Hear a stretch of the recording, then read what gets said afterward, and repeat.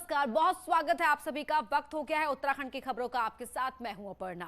BJP के राष्ट्रीय अध्यक्ष जेपी नड्डा 2 दिन के उत्तराखंड दौरे पर रहे। आज उधम सिंह नगर में नड्डा ने कई कार्यक्रमों में हिस्सा लिया और जनसभा को भी संबोधित किया। जेपी नड्डा ने बंगाली समाज को साधने की कोशिश की। उन्होंने कहा कि बंगाल जो आज सोचता है, देश उसका अनुसरण करता है। उन्होंने ममता बनर्जी सरकार पर हमला बोलते हुए कहा कि जिस बंगाल ने देश को रास्ता दिखाया, आज वो बंगाल बहुत बुरे दौर से गुजर रहा है। उन्होंने कांग्रेस पर भी निशाना साधा और कहा कि जनता पहले उत्तराखंड में धामी की सरकार बनाएगी और फिर बंगाल में भाजपा की सरकार बनेगी। इससे पहले नड्डा ने लोकतंत्र सेनानियों को सम्मानित करने के बाद शहीद उधम सिंह और डॉक्टर भीमराव अंबेडकर की मूर्ति पर पुष्प अर्पित किए। जेपी नड्डा के साथ मुख्यमंत्री पुष्कर सिंह धामी भी मौजूद रहे। साथ ही प्रदेश अध्यक्ष, प्रदेश प्रभारी दुष्यंत गौतम, राज्यसभा सांसद अनिल बलूनी सहित कई नेता मौजूद रहे। बात करता हूं और बंगाल समाज की योगदान की बात करता हूं, तो फिर चाहे वो राजनीति हो, फिर चाहे वो साहित्य हो, फिर चाहे वो विज्ञान हो, फिर चाहे वो समाज सुधार हो, फिर चाहे वो राजनीतिक सामाजिक गतिविधि हो, देश को अगर किसी ने दिशा और दृष्टि दी है तो बंगला समाज और बंगाल समाज अग्रगणी रहा है। जेपी नड्डा ने आज एक बार फिर से सीएम पुष्कर सिंह धामी की खुलकर तारीफ की। नड्डा ने कहा कि युवा नेतृत्व में राज्य आगे बढ़ रहा है और पुष्कर धामी के युवा नेतृत्व में ही राज्य में बीजेपी की अगली सरकार भी बनने जा रही है। जेपी नड्डा ने कहा, उत्तराखंड में सीएम धामी और देश में पीएम मोदी की सरकार वो काम कर रही है जो कि मिसाल है और सीएम धामी विकास की नई बयार बहा रहे हैं। लगभग 521 नमामि गंगे के प्रोजेक्ट मोदी जी ने सैंक्शन किए हैं और धामी जी धरती पर उसको लगा रहे हैं। ये बात भी हम आपसे चर्चा करना चाहते हैं। कोऑपरेटिव डेवलपमेंट स्कीम के तहत 3,340 करोड़ रुपए और लगभग 55,000 लोगों को इसमें एम्प्लॉयमेंट मिलने वाला है। इसके लिए मैं धामी जी को धन्यवाद देना चाहता हूं और मोदी जी ने जिस तरीके से स्कीम को आगे बढ़ाया है उसके लिए मैं बधाई देना चाहता हूं। बीजेपी के राष्ट्रीय अध्यक्ष जेपी नड्डा 2 दिन बाद दिल्ली वापस चले गए। उन्होंने 2 दिन कार्यकर्ताओं में जोश भरने का काम किया तो वहीं ग्रास रूट पर कार्य करने के निर्देश दिए। उन्होंने बंगाली समाज के साथ संवाद कार्यक्रम में शिरकत की और बंगाली वोटरों को साधने की कोशिश की। इसके अलावा प्रदेश पदाधिकारियों के साथ बैठक भी की। यहाँ पर फिर रुद्रपुर में अनेक कार्यक्रम हुए, जिसमें संगठनात्मक भी कई कार्यक्रम हुए। जिले भर के हमारे शक्ति केंद्र, प्रदेश के पदाधिकारी, विधानसभा प्रभारी इत्यादि सब रहे। एक बहुत ही उत्साहवर्धक ये दौरा रहा है। सभी कार्यकर्ताओं में उत्साह है और निश्चित रूप से जो हमने पब्लिक का कार्यक्रम करा वहाँ भी बड़ा उत्साह का माहौल नजर आया है।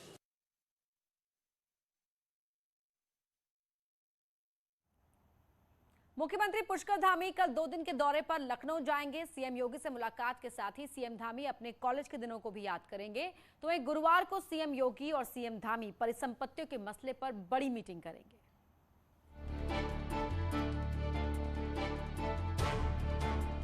चुनावी साल की शुरुआत और सरकार के कार्यकाल खत्म होने से पहले मुख्यमंत्री पुष्कर धामी और उत्तर प्रदेश के मुख्यमंत्री योगी आदित्यनाथ के बीच मीटिंग होने वाली है। यूपी से परिसंपत्तियों के मसले को सुलझाने के लिए खुद सीएम धामी बुधवार से 2 दिन लखनऊ के दौरे पर रहेंगे। गुरुवार की सुबह दोनों राज्यों के मुख्यमंत्रियों की बैठक होगी, जिसमें दोनों राज्यों के अधिकारी भी मौजूद रहेंगे। उत्तर प्रदेश और उत्तराखंड विधानसभा चुनाव एक साथ होने हैं। ऐसे में मुख्यमंत्री की कोशिश चुनाव से पहले परिसंपत्तियों के बचे मसलों को सुलझाने की है। और मैं उम्मीद करता हूं कि आदरणीय पुष्कर सिंह धामी जी, हमारे ऊर्जावान नौजवान मुख्यमंत्री, फिर से वार्ता के लिए जा रहे हैं। बचे कुछ परिसंपत्तियों का भी निश्चित रूप से समाधान होगा। 2 दिन के दौरे में मुख्यमंत्री पुष्कर धामी लखनऊ यूनिवर्सिटी भी जाएंगे, जहां पढ़ाई के साथ साथ उन्होंने राजनीति का पाठ सीखा। अब उसी यूनिवर्सिटी में पुष्कर धामी मुख्यमंत्री बनकर पहुंचेंगे। वहीं गुरुवार को सीएम धामी प्रवासी उत्तराखंडियों के कार्यक्रम में भी शामिल होंगे। लेकिन सबसे ज्यादा उम्मीदें हैं उत्तराखंड मूल के सीएम योगी और सीएम धामी की मुलाकात से। देखिए, क्योंकि इस समय यूपी में भी भाजपा की सरकार है, उत्तराखंड में भी है, दिल्ली में भी है, और इस समय ये मामले निपट जाने चाहिए। योगी जी भी उत्तराखंड के हैं, भले ही मुख्यमंत्री उत्तर प्रदेश के हैं, तो ये जो परिसंपत्तियों का बंटवारा है इस समय यूपी के साथ केंद्र के आशीर्वाद से इस समय तेजी के साथ होना चाहिए। मुख्यमंत्री पुष्कर धामी ने अक्टूबर में अयोध्या जाकर रामलला के दर्शन किए और अब सीएम धामी की तैयारी लखनऊ जाकर दोनों राज्यों के बीच मसले सुलझाने के साथ बेहतर कोऑर्डिनेशन का मैसेज देने की है। दीपांकर भट्ट, न्यूज़ 18 देहरादून। हरिद्वार में सफाई अभियान में भाग लेने पहुंचे पूर्व सीएम हरीश रावत ने बीजेपी के राष्ट्रीय अध्यक्ष जेपी नड्डा के उत्तराखंड दौरे को लेकर तंज कसा है। हरीश रावत ने कहा कि जेपी नड्डा उनके पड़ोसी हैं और वो चाहते हैं कि नड्डा उत्तराखंड में अपना अड्डा बनाकर रहें। वहीं हरीश रावत ने तंज कसते हुए कहा कि नड्डा के उत्तराखंड आने से बीजेपी सरकार का जाना निश्चित है।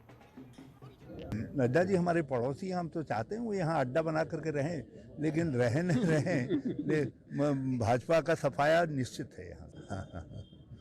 बस हम जरूर इस बात में सहयोग करेंगे कि उनके आने के बाद जो है भाजपा का यहाँ से सफाया हो जाए। इससे पहले हरीश रावत आज हरिद्वार की सड़कों पर स्कूटर की सवारी करते दिखाई दिए। हरीश रावत कांग्रेस नेता सतपाल ब्रह्मचारी के साथ स्कूटर पर सवार होकर निकले और टिब्बड़ी में पहुंचकर सफाई अभियान चलाया। इस मौके पर बीजेपी पर निशाना भी साधा।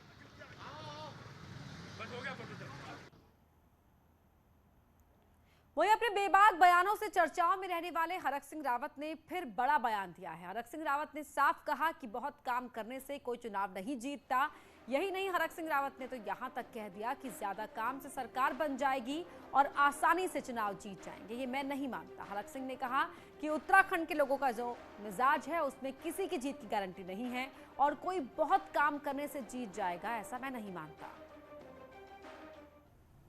क्योंकि उत्तराखंड की राजनीति में कुछ भी कहना, मैं सोचता हूँ कि बहुत जल्दबाजी होगा, क्योंकि उत्तराखंड के लोगों का जो मिजाज है, मैं पिछले राजनीतिक जीवन के 40 सालों में जो समझा हूँ, ये कहना कि केवल बहुत काम करने से भी कोई जीत जाएगा, सरकार बन जाएगी, मैं ये नहीं मानता। दिल्ली के डिप्टी सीएम मनीष सिसोदिया आज 2 दिन के दौरे पर उत्तराखंड पहुंचे और देहरादून में उन्होंने ट्रेडर्स के साथ संवाद किया। इस दौरान सिसोदिया ने कहा कि 25 साल बाद दिल्ली पर की कैपिटा इनकम को सिंगापुर के बराबर लेकर आएंगे और ऐसा ही कुछ उत्तराखंड के साथ भी होगा। सिसोदिया ने कहा कि उत्तराखंड को भी सिंगापुर के बराबर लेकर जाना है। हालांकि इस पर कांग्रेस की तरफ से तीखी प्रतिक्रिया देखने को मिली। पूर्व सीएम हरीश रावत ने कहा कि उत्तराखंड को उत्तराखंड ही रहने दें, सिंगापुर ना बनाएं। साथ ही रावत ने कहा कि किससे सलाह ले रहे हैं ये देखना होगा।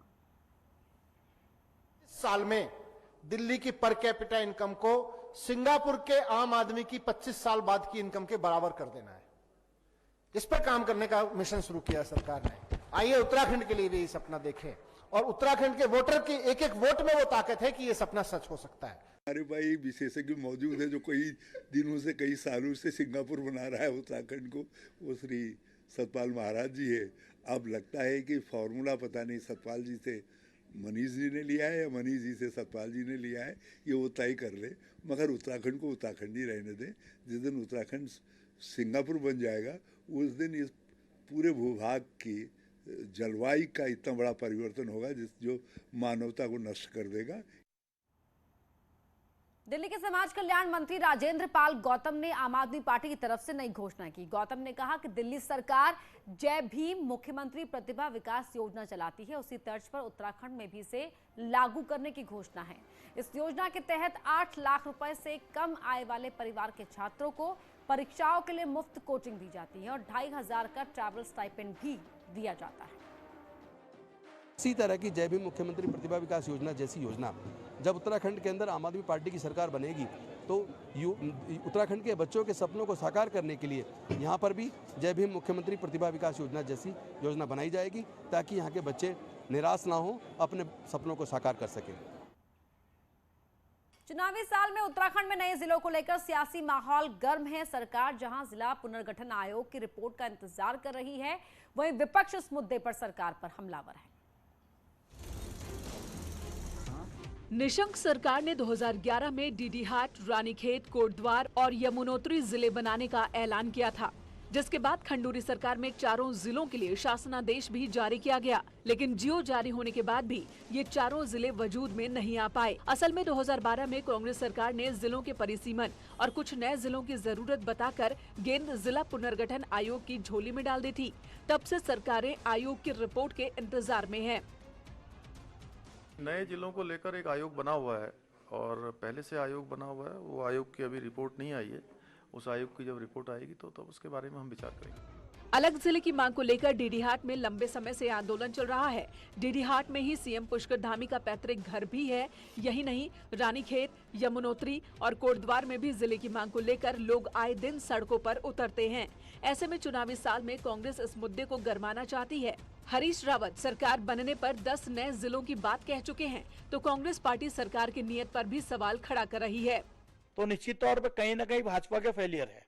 भाई आप 2011 में उसको जिला बनाते हैं और 2017 में आप पुनः सत्ता में आते हैं, वो भी डबल इंजन की सरकार प्रचंड बहुमत के साथ आते हैं और उस जिले को आप ठंडे बस्ते में डाल देते हैं। तो कहीं न कहीं भाजपा केवल चुनाव में लोगों को जो है गुमराह करने का काम करती है और विकास नहीं करती। राज्य में नए जिलों की सबसे बड़ी समस्या परिसीमन की है। यहाँ भौगोलिक हालात ऐसे हैं कि हर किसी को संतुष्ट करना आसान नहीं। यही वजह है कि नए जिलों को लेकर विरोध के स्वर भी सुनाई देते हैं। अब देखना है कि आयोग की रिपोर्ट से कोई रास्ता निकलता है या फिर चुनावी साल में भी सिर्फ चर्चा रह जाती है। न्यूज़ 18 के लिए पिथौरागढ़ से विजयवर्धन उप्रेती की रिपोर्ट। नैनीताल के मुक्तेश्वर सतखोल में कांग्रेस नेता सलमान खुर्शीद के घर पर फायरिंग और आगजनी मामले की जांच की जा रही है। आज फॉरेंसिक टीम ने पहुंचकर जांच की। टीम ने घर के अंदर से मिले गोली के खोखों को सील किया और उन्हें जांच के लिए भेजा। जांच के दौरान पुलिस भी मौजूद रही। इस मामले में अब तक पुलिस के हाथ खाली हैं और आरोपी की गिरफ्तारी के लिए 3 लोगों की टीम बनाई गई है। केयर टेकर का परिवार भी इस घटना के बाद से ही बेहद डरा हुआ है। हमारे लिए एक तरीके से देखा जाए तो खतरा ही है, क्योंकि अगर वो बोल के गए हैं कि हम रात में आएंगे, लेकिन पुलिस प्रशासन का पूरा सपोर्ट है हमें यहाँ पर, तो वो लोग यहीं पर हैं, तो उनका सपोर्ट यहाँ पर है। एसओ मुक्तेश्वर मौके पर गए थे, कुछ उन्हें खोखे बरामद हुए थे, उन्होंने लिखित पढ़त में उन्हें कब्जे में लिया। एफएसएल की टीम कल रात भी गई थी वहाँ। आज सुबह भी एफएसएल की टीम वहाँ पहुँची है, तो उन्होंने कुछ बुलेट्स बरामद किए हैं और जो भी चीज़ें हैं वो सब बरामद करी गई हैं। बाकी जो एक नामजद है उसकी तलाश करी जा रही है। प्रधानमंत्री नरेंद्र मोदी के ड्रीम प्रोजेक्ट में से एक कॉर्बेट टाइगर रिजर्व की टाइगर सफारी का 28 नवंबर को उद्घाटन होने जा रहा है। टाइगर सफारी के 3 बाड़ों में से एक बाड़े को पूरी तरह से तैयार कर लिया गया है, जिसमें जल्द ही 2 टाइगर छोड़े जाएंगे। वन मंत्री हरक सिंह रावत का कहना है कि पाखरों में तैयार हुई टाइगर सफारी देश की पहली टाइगर सफारी होगी जो टाइगर रिजर्व एरिया के अंदर तैयार हुई है। वन मंत्री ने कहा कि सफारी के शुरू होने से कोटद्वार में पर्यटन के क्षेत्र में फायदा मिलेगा। अभी हमने टेंटेटिव 28 नवंबर को इसका लोकार्पण करने का निर्धारित किया है।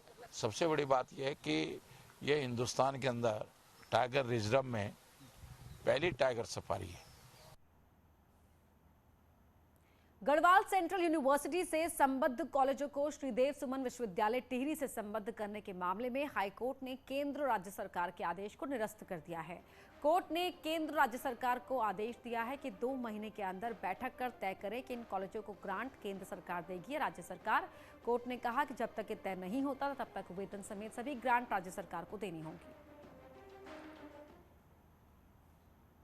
फिल्म एक्टर रणबीर सिंह और दीपिका पादुकोण 2 दिन के पहाड़ की शांत वादियों में आए थे। 2 दिन के लिए जहां वो बिंसर के रिजॉर्ट में ठहरे थे, वहीं उन्होंने अपनी मैरिज एनिवर्सरी भी मनाई। इस दौरान रिजॉर्ट में किसी की एंट्री नहीं थी। आज ही दोनों मुंबई के लिए वापस चले गए। दोनों स्टार्स को देखने के लिए बड़ी संख्या में लोग उमड़े, लेकिन उन्होंने किसी से मुलाकात नहीं की और सीधे वापस निकल गए।